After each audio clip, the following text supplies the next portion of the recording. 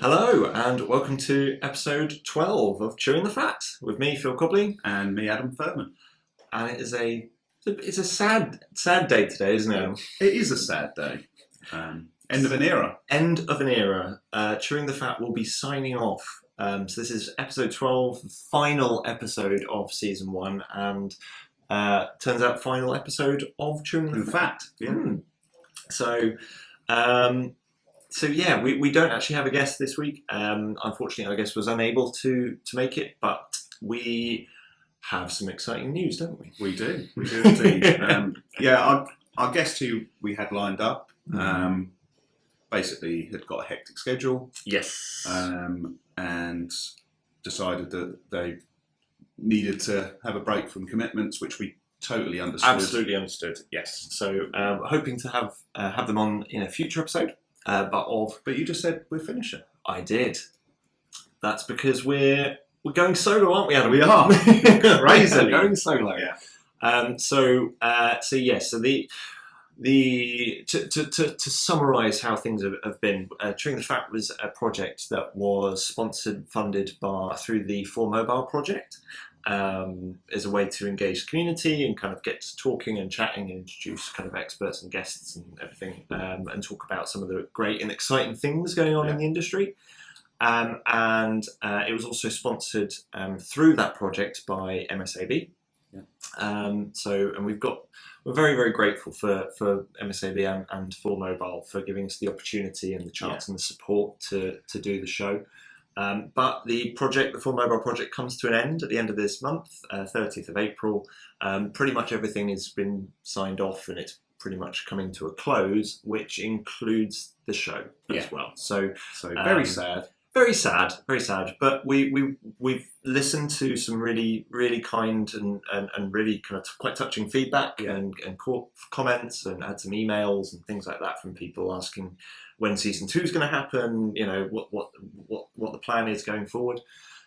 So we've decided we're going to have our own show, which we're going to self-fund, self-promote, self-run, do in our own time, and kind of carry on the format. Yeah, I suppose. Apart from we are going to lose video. We are going to go audio only because poor Adam spends half his life now doing video editing for this show. So which is quite typical because I've become quite good at it now. You have now become really slick at it. Yeah, very, very good. But yeah, we're going to go audio only for the new show, which is called, and drum roll, Forensics Reformatted. Yes. And we've already got a trailer live on Spotify and the podcast, I think. There's an RSS feed. And it's being shared out to other platforms. So. It is being shared up to other platforms. So please go and if you search in Spotify for Forensics Reformatted, you will find us. And the trailer is there and available. You can sign up to the new feeds. We will put some links in the descriptions and stuff for the show. So Adam and I will just be carrying on as we have been. Hopefully we'll be able to encourage some of our old guests to kind of come back onto the show, and we'll be running it solo. So it'll be a completely independent venture. No more ties to any projects or organisations. So we'll just be kind of doing our own thing. Hopefully it'll be just as fun and people will enjoy it just as much as they have this show. Yeah, hopefully. So go take a look, go take a listen, and we'd love to see you over on the new show in due course. But we're going to try and aim for monthly releases to keep relevant with the industry. Absolutely. Yeah. So, but as always, if you've got any thoughts or feedback or ideas, then please feel free to let us know. We haven't decided about the forensic faux pas yet. We might not. Don't know. We'll see. We'll see how it goes. But yes, so we've got a number of things that we want to chat about today, though.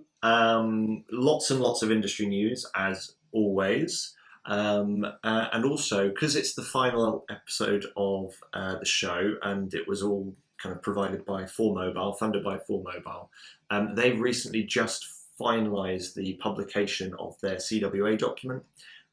Which I know, both knows, we've seen has been commenting quite a lot in social media, I think, hasn't it? And we've seen the likes of Jessica Hyde and co sharing the document and discussing it and talking about it. which is fantastic. And so as we're part of the project, we felt it was only right to kind of finish off by giving a little bit of information about it. Yeah, because obviously we announced it on episode 11, but it literally was hot off the press like an hour before we recorded. So. Yeah, we were literally walking into this recording room and literally got caught just before we walked in. Like, oh, by the way, can you talk about this? It's just come out. It's like, okay, I haven't seen it yet, but sure. So yeah, we're going to just kind of go through it and kind of explain some of the content that's in there and the links and things like that. So hopefully that'll be useful and people can go and check out the document. Really do encourage people to do it because it's actually surprisingly very good. It is, yeah, very, very detailed. Yeah, it's really detailed and it covers a lot of ground. So yeah. Anyway, industry news. Lots to talk about. Yeah, and again, there is so much. So we try and sort of pick through things that have caught our eyes. We do, but yeah, there's just too much usually in any given month. Yeah, too much stuff to talk about. So the first thing that I wanted to flag up, and I've shared this with some of my colleagues as well, because I thought this was a really, really good article, and you've read it as well, haven't you? Yeah. Was from Sans, and it's the truth about USB and disk drive serial numbers, and it's just a very well put together article. It's by so Kevin Ripper has kind of published it, and yeah, it talks about how the reliability or lack of reliability, I suppose, in the reporting of serial numbers for not just USB drives, but for hard drives in general. And kind of it goes into a little bit of detail as to some of the problems, some of the naming convention kind of discrepancies that are kind of with serial numbers and reference numbers and things like that. And also, worryingly, but quite importantly, identifying that sometimes some of the tools and windows will actually, depending on versions that you've got installed, will actually report serial numbers of hard drives as the actual serial number of, say, an adapter that you're using rather than the hard drive serial number itself, or the casing or the connector or whatever, rather than the actual drive. And Windows giving false information, that's unusual. I wouldn't dream of it. No. But yeah, it's the kind of document that we like because all of the working out is there. It's to all be there. seen. Yes. And it's just showing how you can go down that rabbit hole, and sometimes wish you hadn't. Yes, yeah. So for me, I think the biggest takeaway from that was the importance of the validation and verification of your tools and your processes, because making absolute, and I know most people will check these things, but I think a lot of forensic labs that I've been into, when they do their validation for instance, for hard drive recovery, they use a standard 3.5-inch hard drive that is out of a casing, and then they can just kind of plug it into a Tableau and things like that. But what's interesting is when you actually get those weird adapters or ones with their own casing or whatever, doing actual verification on those, I think would come up with some interesting results. Definitely. So I think for labs doing 17025 and other accreditations, really important to give it a try and have a read through. I thought it was fascinating. Yeah, and it probably hasn't been thought of in regards to validation, because like you say, most people just plug them through Tableaus and just like, that drive works, so the rest of it must be fine. But it was just kind of talking about like the USB adapters and things like that you sometimes can get, and Windows reporting on that rather than the hard drive. I was like, really? But yeah, really interesting stuff. So as always, we'll put the link in the description, but go and check that one out. It's quite an easy read as well. It's well written, got some screenshots and things like that in there. So and it just makes you aware of, obviously there's so many portable hard drives around that a lot of the serial numbers of the actual casing of not the actual drive inside. So exactly. So fascinating stuff. Next, this was actually one of my favourite pieces. I really love this because you know how much I've got into GitHub lately. And I know you've just signed up properly for I have, GitHub, haven't you? And this is the DFAR community book, which a lot of kind of well-known names have kind of been involved with it. Andrew Rathburn and Briggs and various others have all been involved in this project and getting it going.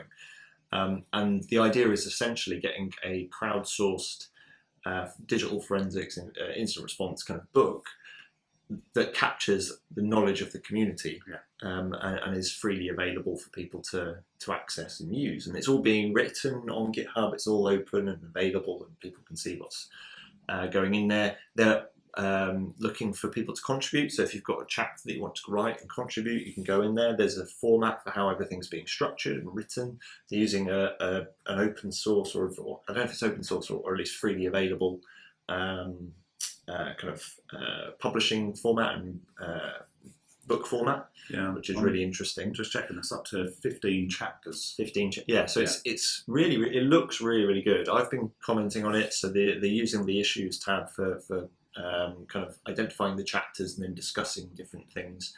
I've put in some suggestions for things like the titles of the book, or title of the book, which I personally think should be DFIR Community Book of Knowledge, because you've got the books of knowledge that are in so many different industries. I remember reading and having to study the Data Management Book of Knowledge, the DMBOK, for part of my master's when I did a module in data management, which was dry as anything. It is the most commented issue at the moment. It's the title of the book. Yes, so I've put a few ideas in there. But yeah, I just thought the Book of Knowledge thing, but having it as a community version of Book of Knowledge, because books of knowledge are quite official documentation. I don't know if they're licensed or what, but they're having a community version, I think, would be really cool. And it's generic enough that you can add whatever you like into there as well. So that's just my thought. But yeah, I really encourage everyone to go and have a look. And contribute. There's some great chapters. History of Digital Forensics Discord server. Basics of malware analysis. It's just anything and everything. Capture the knowledge of the community and put it in one place. Which is exactly what this podcast believes in. And it's just the open source and the fact it's being done on GitHub. Exactly. And if you're not familiar with GitHub, then you've still got, in which we mentioned in previous episodes, you've still got the setup that Andrew set up for us to kind of practice and play with GitHub. If you're not used to it or you're new to it, and to kind of learn how it all works, and the forking, the branching, the issues, the commenting, merging, and all that kind of stuff. So really cool. So go and have a look at that one. Then another GitHub release, which is actually from my current company, Control F. The new tool, open source, our first open source tool. We've got some more kind of potentially in the pipeline as well, but first open source tool, MIFT. MIFT. That's a British word, isn't it? It's a very British word. I think it stands for Mobile Image Forensic Tool. I think Mobile Image Forensics Tool. That's it. Yes.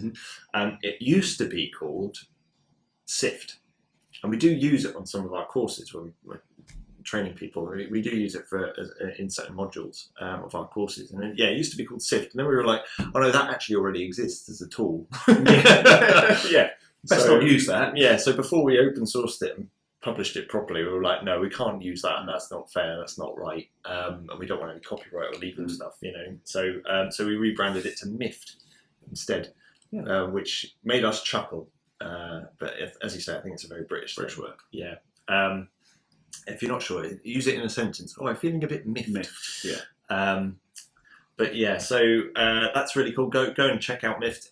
It's a tool where you can essentially, and it was actually the code review was done by Alex Keithness. Yes, I saw that on the GitHub page. Written by our very own Mike Bangham, but Alex reviewed the code, and I think he supported some of that work. It's the tool, really nice. It's written all in Python. Ingests image files for mobile dumps. So what sort of formats is it? So things, I think it's like tar and zip and that kind of stuff. So you get a full image from like an iPhone dump or an Android dump, whatever. You basically let the tool know, very, very simple interface, select what type of device it is, Huawei, Samsung, Apple, whatever, iPhone, point it at the container file, click go, and it passes all of the images, all the graphics, media, thumbnails, everything, and it identifies the full paths as well as what applications it's been used in, whether it was generated within an application, whether it was generated using the different cameras on the device, identifies whether or not it relates to cloud and cloud storage. So it could be, and I'm sure Mike would support it, and Control F.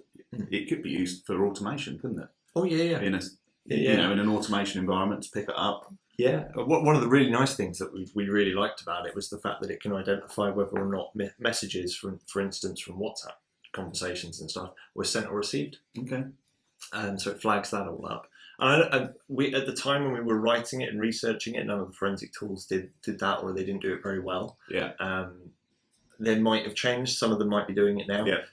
But with the release of MIFT, I actually put, and hopefully they're having the conversation, I don't know, but I introduced Mike to Briggs with the thought of potentially integrating some of the MIFT stuff into the Leaps. Leaps. Makes perfect sense. Because it's open source. Why not? Yeah. So yeah, I don't know how that's gone. I don't know if that conversation is happening, but I did introduce them with a view of, there you go, you're two very clever people, go and have develop goodness. Yes, develop awesomeness together. So we'll see if that happens. I don't know. But yeah, go check that out. Really cool tool. That's free. It's free. Yeah, it's open source. It's free. Yeah. So we just opened a new Control F organization on GitHub. And we're going to be opening up some new repos on there as well, publicly available ones. And yeah, go and have a look. I've followed. Thank you. Yeah. There's another article, and I know you've put a load on here as well. There's another article which I just thought was quite cool about command line tools for Linux. Some new-ish ones. Just some interesting kind of like modern takes on some of the... I do need to get myself back onto Linux. You do? I've got no excuse. You do. I do. You need to get yourself back into your computer forensics. I do. Am I allowed to ask why? You are. Oh, okay. Cool. Well, Adam, why do you need to get back into computer forensics? So, we've been saying it's end of an era. Yes. End of an era for the podcast. And it's also end of an era for my time with MSAB. It is, isn't it? It is. So, today is actually the last day? Like working day? Well, sort of last working day, then editing the pod. But yeah, so I'm going to be joining Xtero, so Access Data, FTK, as an international instructor. Fantastic. Many congratulations. Thank you. And yes, well done on the new posting. Yeah. Very exciting. It's going to be exciting to get back into that world. Yeah. I spent a lot of courses. I did the FTK passport many years ago, so I spent a lot of time at their old training room. When the trainers were they were sort of outsourced. They were from a company called Syntropit, and I always remember there was a guy who taught most of the courses I went on, and his name escapes me, but he looked like Theopophetus from the Dragon's Den. Oh, really? I want to say his surname was Martin, but yeah, he just looked like Theopophetus from the Dragon's Den. Very nice chap. But yeah, I'm looking forward to it. It was a tool that I used in law enforcement. Yeah. I think so many places use FTK, don't they? So they do. Yeah, we use it in our courses, definitely. I really hope that, I am going to bug you for like some freebies. Totally. I'm, perfect candidate for like trial and error and for you to test out some content on. So, does this course content work, Bill? Yeah. No, I don't understand it. Okay, then most won't understand. But no, as long as I get some free courses, I don't mind. But no, it's sad, end of an era. But it was an exciting opportunity that I couldn't turn down. It was, you couldn't have turned that down. No. So it was, So I'm very, very pleased for you. So yes, definitely, I need to get back on Linux. Yes, you do. Yes, you do. And then you can stop taking the mick out of me for being such a Linux groupie, and I can start mocking you. Yeah. And, what is my new work phone? Well, It's a Pixel 6, isn't it? It is. It's an Android. You've not gone Apple. You've gone Android. I have. I'm so proud of you. Yeah. You're growing. And it's quite nice, but the buttons all on one side irritates me.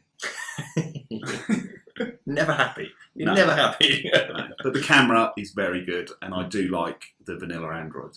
Oh, vanilla Android is so nice. Oh, I can't stand all the proprietary ones. No. Oh, can't do it. No, vanilla, just plain bland. Yeah. But no, Perfect. It's a nice handset. They are good quality. But talking about Android, should we link to our next article? Yeah, I've been talking a lot. Do you want to tell me? Yeah. So, from our friend Josh Hickman. Yeah. And Josh, if you are listening, I have made Phil watch a Blue Healer. And I have. I have now seen, most of an episode of Bluey. Yeah. And it was something I never thought I'd watch. And I won't again, because I don't have children. But no, Josh, and thankfully he didn't wait for us to publish our episode. No. This is quite recent.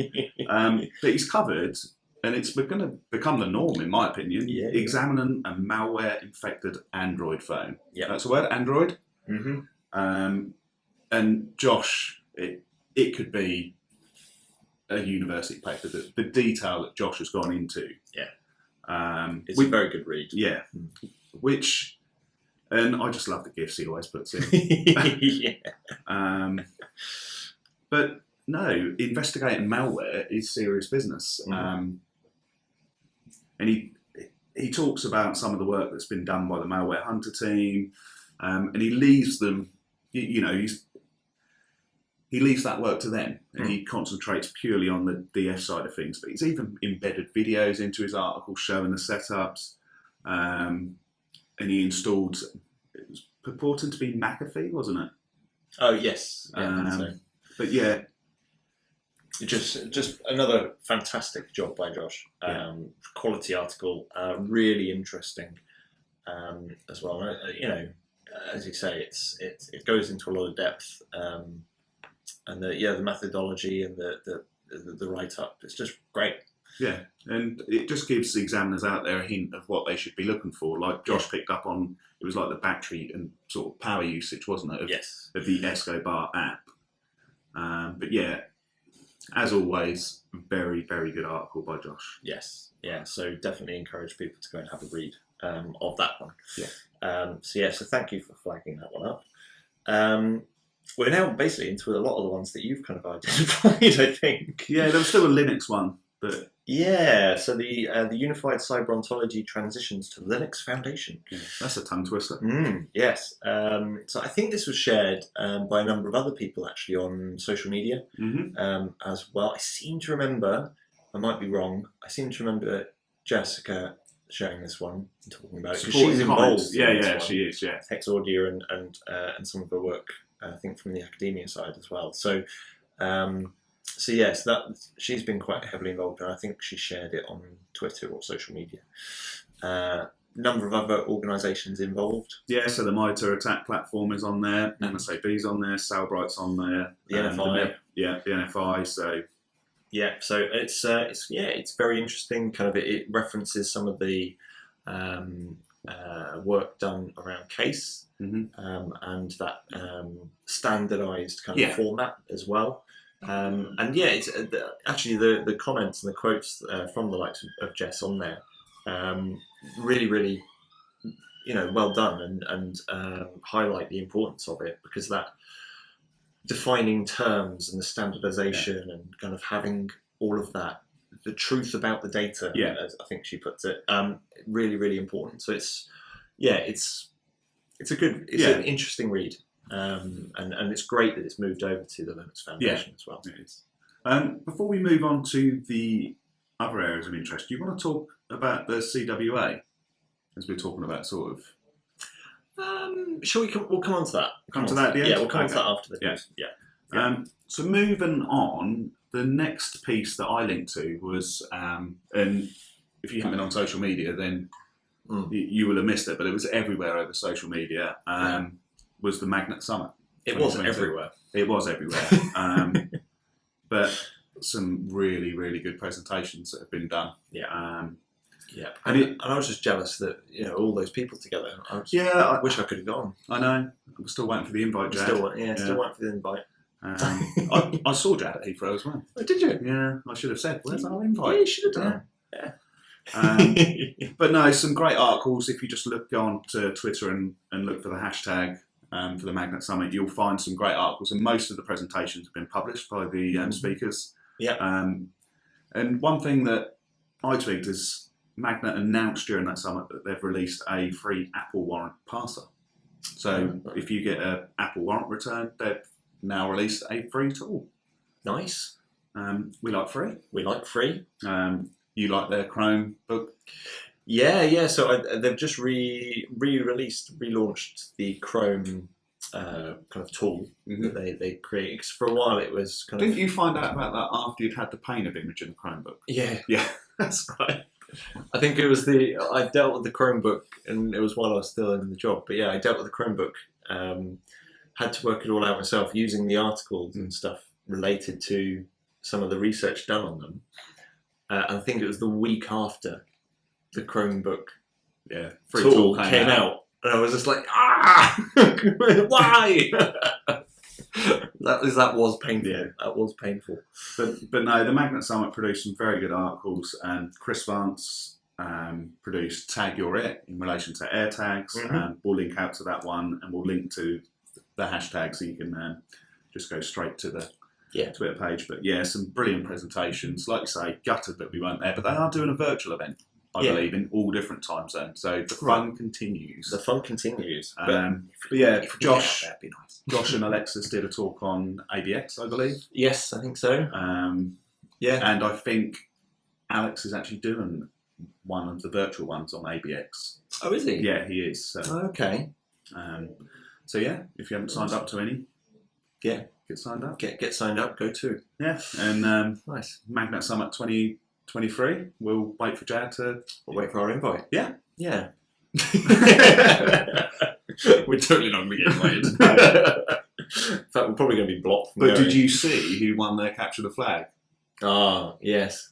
Yeah. Yes. There's a surprise. There's a surprise, yeah. Mr. Flag Capture himself. Yeah, Mr. Pagano. Yes, we saw. I did see. And I'm honestly not surprised. But well deserved. Well deserved. I'm just checking to see if he's. Well, he did a blog post on it, didn't he, as well? Yeah, that's what I was just checking. Because we have linked to. I haven't seen it's not up on his site yet. Well, he's got a post as well. We can put this all in the. No, we're very disorganised there. We can put this in the description, but he's done a blog post on Bumble, hasn't he? Yes, which is what we want to highlight. Yeah, what's the buzz, Bumble on OS? And I think, if I remember rightly, in the article, in the blog, he talks about how the CTF work in kind of got him into doing that research. Yeah. For the Bumble app. So I think that's where, in my head, I think that's where the link is. I think. But yeah, it's obviously already been added to all the leaps. Yep. Which is great work. Yeah, so it's it's a really interesting article as well. So if you're not familiar, I think Bumble's quite well known now. It's like a dating app, but it's also like a friends app, and it's a professional app, I think, as well. Is Bumble where the female makes the first approach? On the dating bit, yes. Okay. Yeah. So if you match, then the lady has to speak first. I'm out of date with that. Well, I mean, I'm sure your wife's pleased to know that.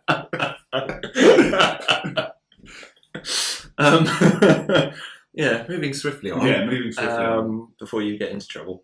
I think this is the last one, actually. The last. Which you found, actually. I thought this was really good. I really like this. I did, and it's back to Linux. Yeah. But this has been around for quite a while, but this is the first I came across it, so apologies if people have been aware of this for years.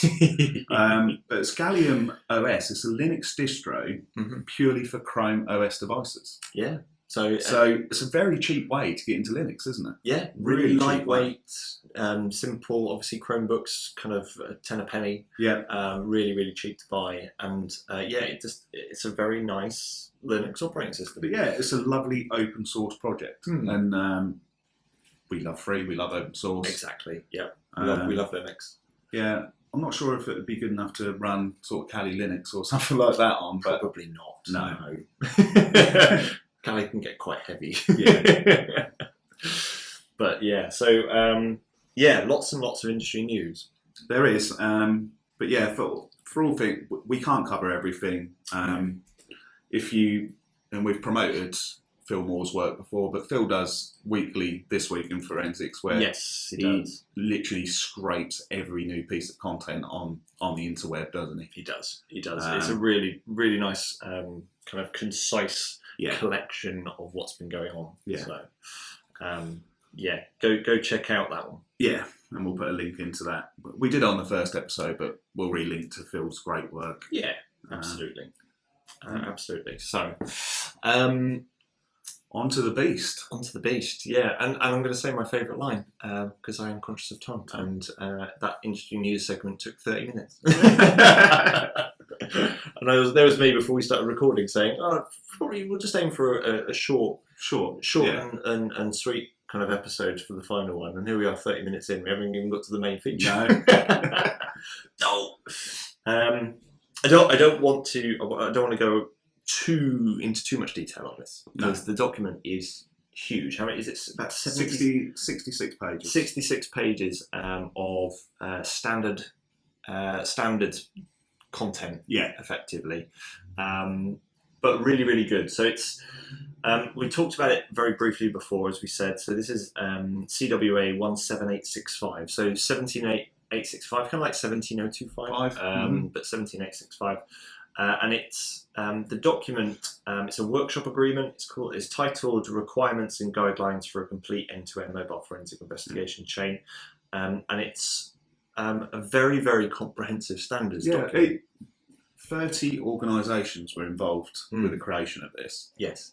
So, and the aim was to, as part of the Full Mobile project, with the aim of the project being to standardise mobile forensic investigations within law enforcement within the European Union, and partners and the wider community. So this standard pulls together lots and lots of other standards and content, such as the 6 steps piece that we talked about in one of the earlier episodes. That's actually incorporated into this document. And it's got the ACPO principles. So all of those 4 principles that kind of are the pillars of... But expanded on. That's what I like about it. Yeah, expanded on really well. It brings in relevant 17025 content and references and information, but it provides really easy to read, well-structured guidance and standards on how not just to carry out forensic investigations, but even going into report writing, into court preparation, into methodologies, into validation and verification. It's not a document that you're going to take to bed with you and have a light read. No, it's a reference guide. And it's very, very detailed and really, really good, covering so many different areas. And there's too much to talk about in one go, but the annexes are really good. So Annex A is a good practice guide for mobile forensic tool selection, which kind of covers a number of different areas. So permissibility, proportionality, validity, security, processes, ethics. Some really interesting and useful content. But Annex B, which is mobile forensic tool checklist for selection. You've got Annex C, which is the mobile forensic tool risk register, useful.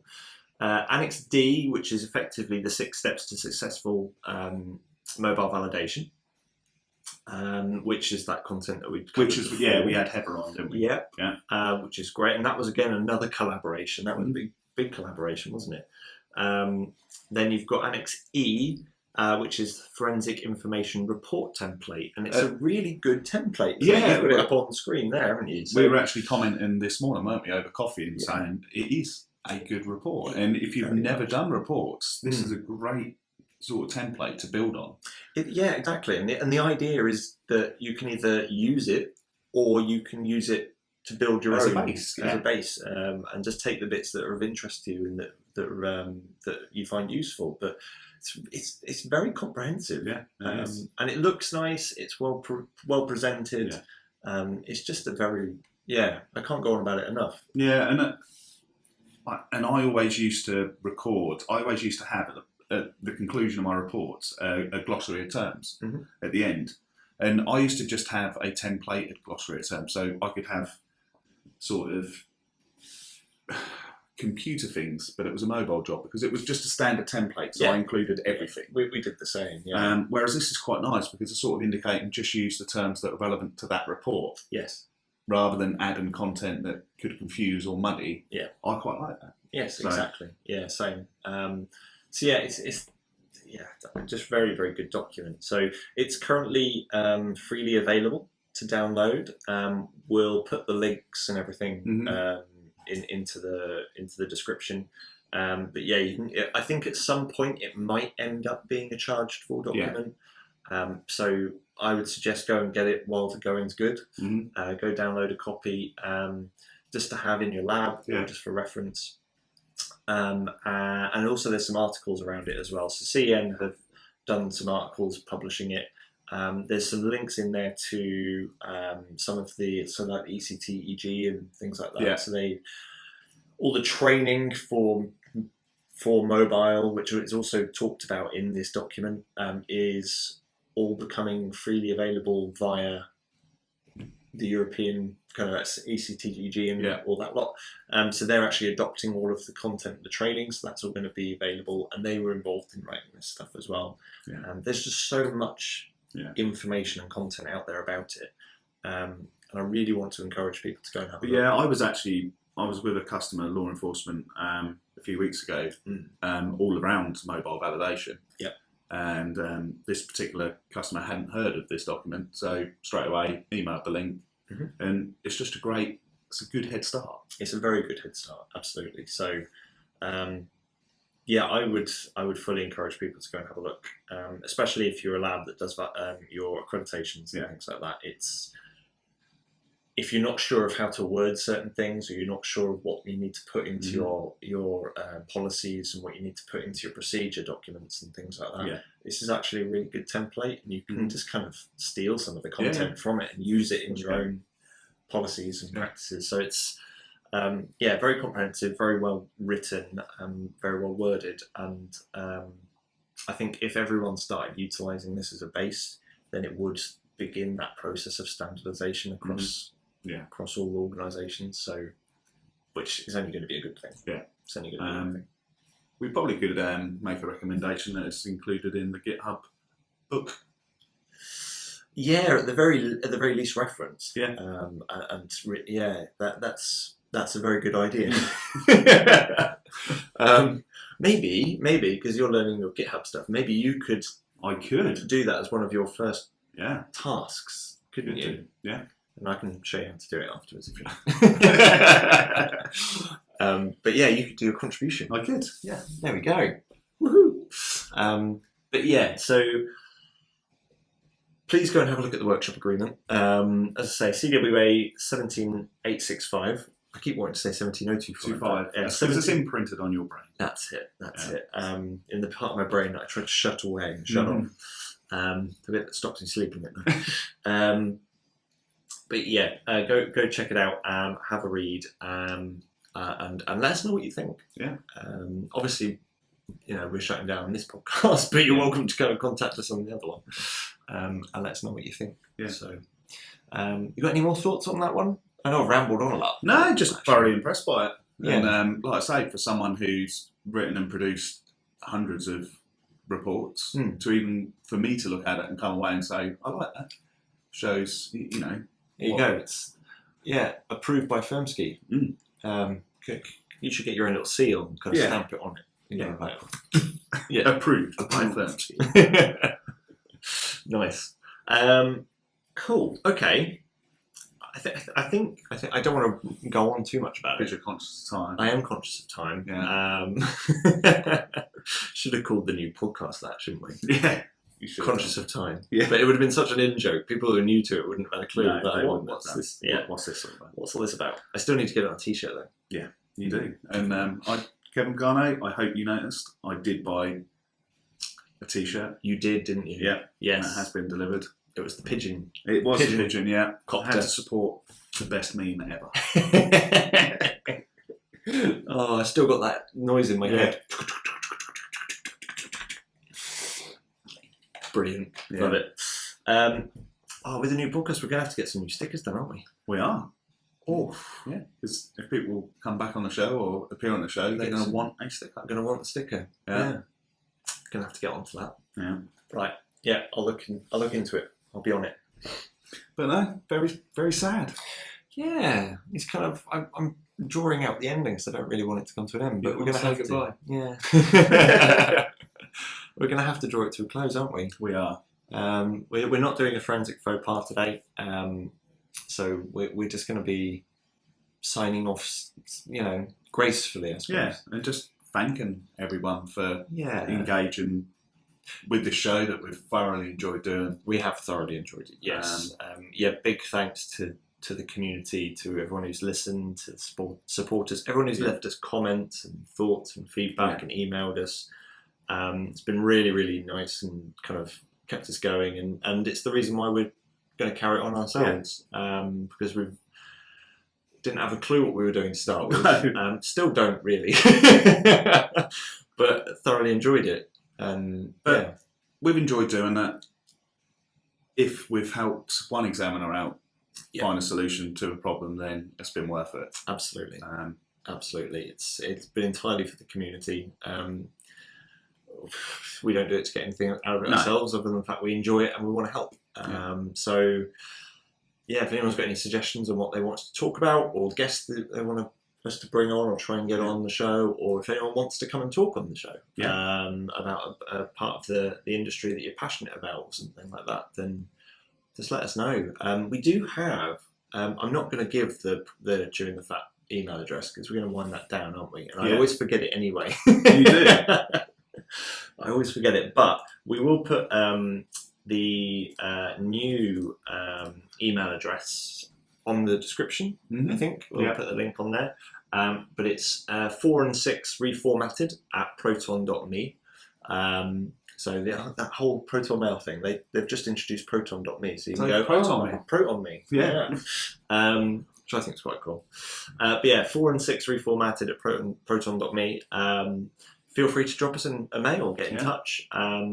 We'll put in some links for the new podcast, for the new site, the new feeds. Please update your feeds, because this one, after this episode, cease to exist. It won't cease to exist so much, but it won't be updated anymore. Yes. There won't be any more new content on this feed. We will be keeping the Twitter account for Chewing the Fat, but we'll be rebranding it to the new. Yes, the name will change. So the name will change. The hashtag will change, or whatever it is. The handle. Yeah, that's it. Handle. That's the word. So that's all going to change to the new show. So you can carry on listening to us, just not with Chewing the Fat, with the new one. Just again a big thank you to everyone, all the guests that we've had on. And people have given up a lot of time. And it's been really nice getting to meet some people virtually and kind of having those off-camera chats. That are just. Which sometimes lasts longer than the show itself. Something like, it's like, oh wow, we really need to record something. So that's been great. So thank you to everyone who's come on the show and offered to come on the show as well. And we'd love to have you all back on the new format. And even though we've said that the new format will be audio only, if there was a need and a reason for video and people want to see it, then we still have the capability to do it. We just found from looking at the insights that the majority is just audio listen. So it was a lot of effort for not a lot of views, but we don't want to stop people from still interacting with the show. So if you do want to continue to watch it in video, then just let us know, because we need to know the demand is there. Yes, absolutely. And we're willing to look at it. I mean, poor old Adam will have more video editing to do, but that's his problem. Exactly. Not yours. But I suppose. But it's been a blast. It has been a blast. Yeah. So thank you ever so much. And this is Chewing the Fat. One last time, signing off. Thank you all. Have a good one and all the best.